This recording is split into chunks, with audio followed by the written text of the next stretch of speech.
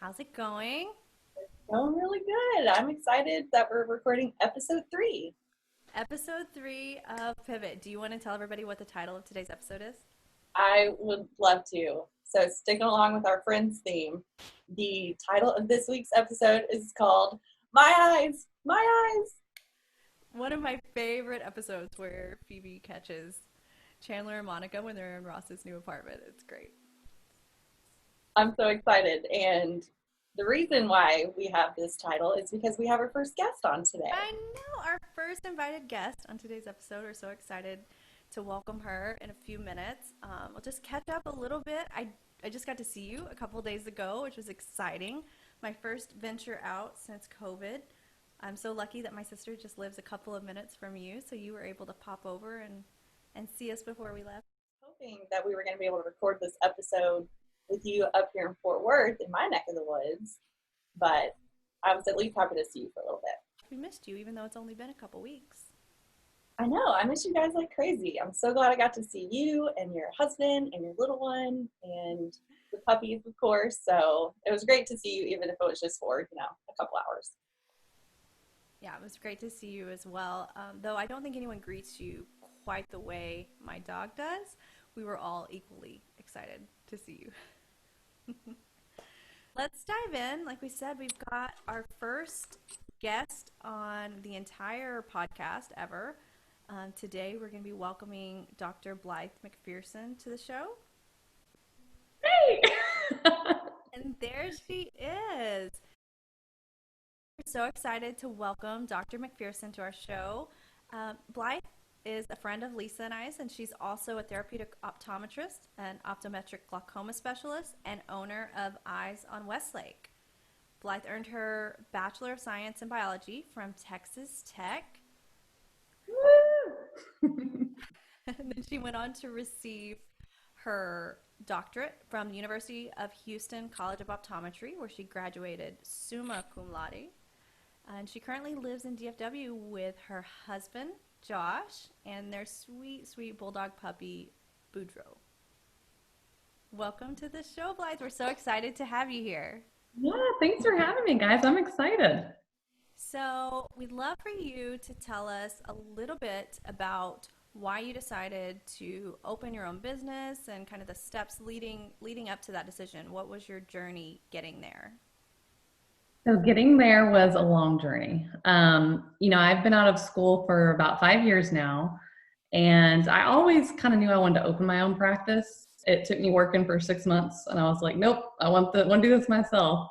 And I worked for a practice for 4 years. We kind of, talked about buying into the practice and taking over, and ended up falling through.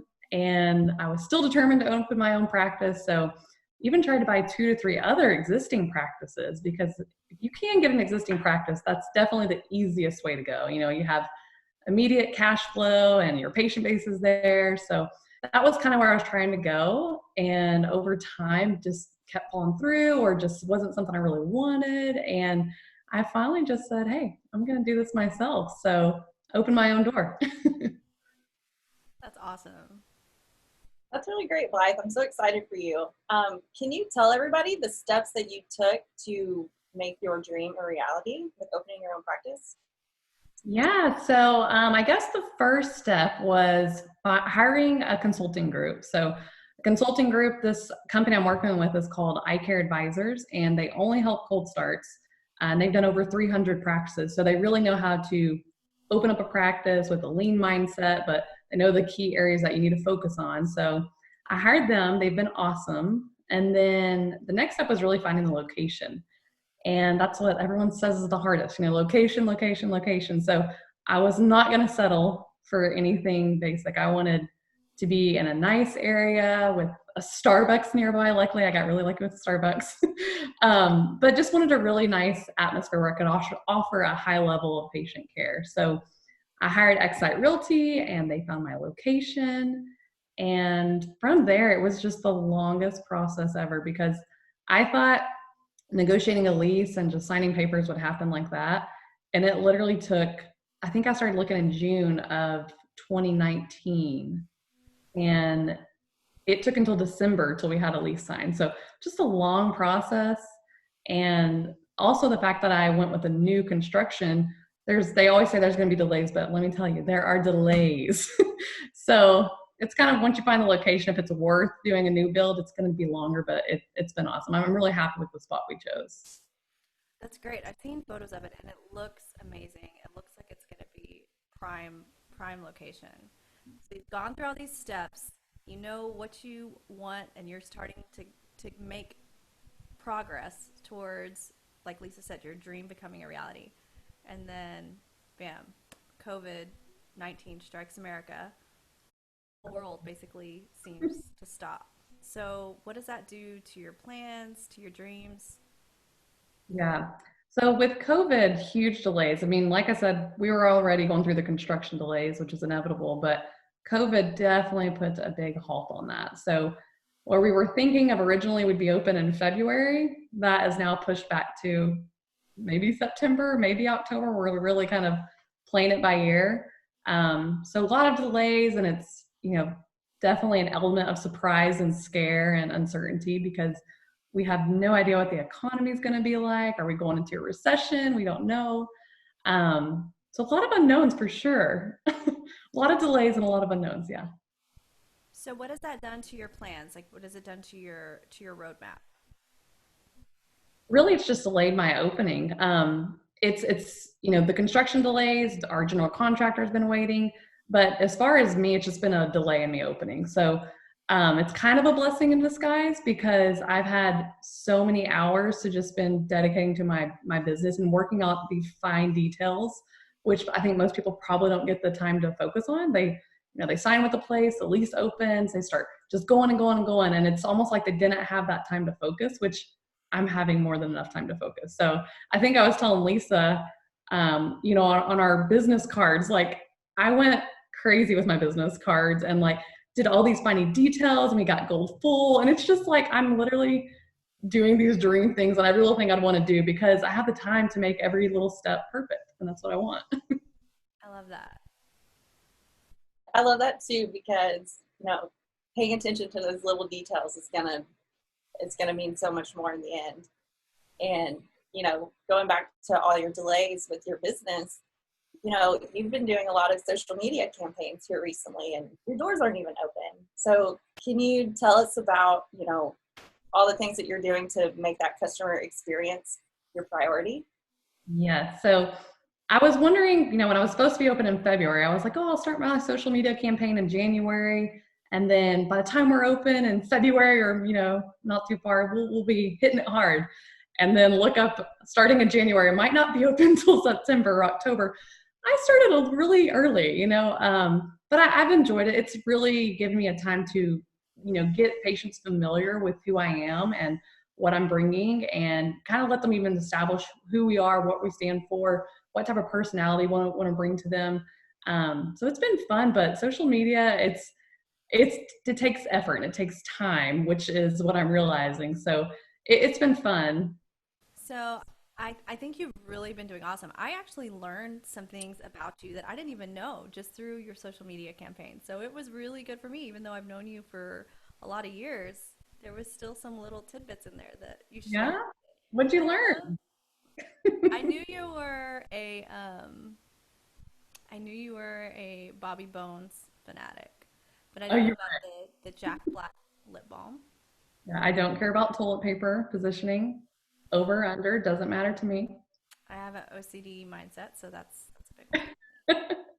I think my favorite part of all of your social media campaigns is including your puppy dog.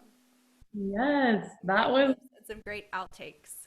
yes, honestly, that was on a side note of why I really want to open my own practice because I wanted to have a puppy that I could take to work with me every single day. And it's at my discretion. No one tells me no. And that's why a little lazy Boudreaux came to the picture because he's going to be the perfect little lazy guard dog in that practice and just sleeping away. But it's been really fun incorporating him in there too. He's going to make a great mascot for sure. Yeah. I don't think he knew he was going to become a mascot, but he's definitely the mascot now. I can't wait to see a picture of him wearing some killer glasses.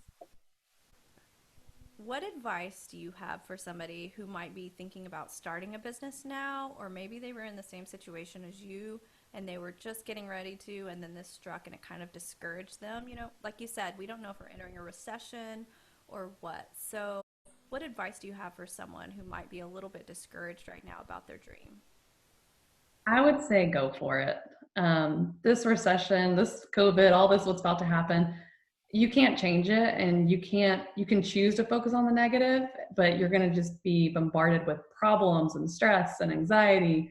But if you'll focus on the positive, because this isn't going to be here forever, it's going to change. It might be a new normal, but if you have that desire and that entrepreneurial bug to want to open up your own place or start something new, I say go for it. I'm all about creating your own doors, creating your own destinies, and just hard work and determination will pay off.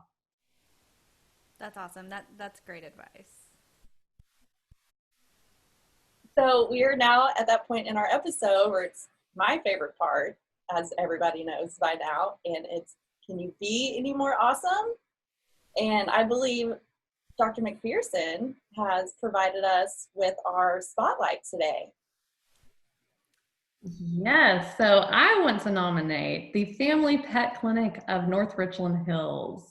They rocked my socks off with their customer service. It was really unexpected. We had just moved from Frisco to this area, and we never talked to the vet before, and we just got this new little puppy. And we wanted to hear his follow-ups, how he's doing. And they gave us a phone call the day after his vaccines, and I was like, why is the vet calling? And next thing you know, they're just like, we're just checking on little Boudreaux. And I was like, thank you, how sweet.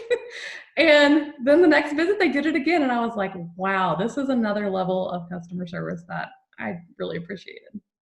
Yeah, so that's one thing we talked about last week was the difference in service and experience. So what they did was really provide an experience for you, especially as a new dog owner. There's so many things that you're kind of thrown into if you, especially with a puppy. So Yeah. I love that they gave you that little extra care. I actually did a little research because we always like to validate, because even Lisa and I, when we have a good experience, we want to make sure that it wasn't just a one-off with that business, that's an ongoing trend.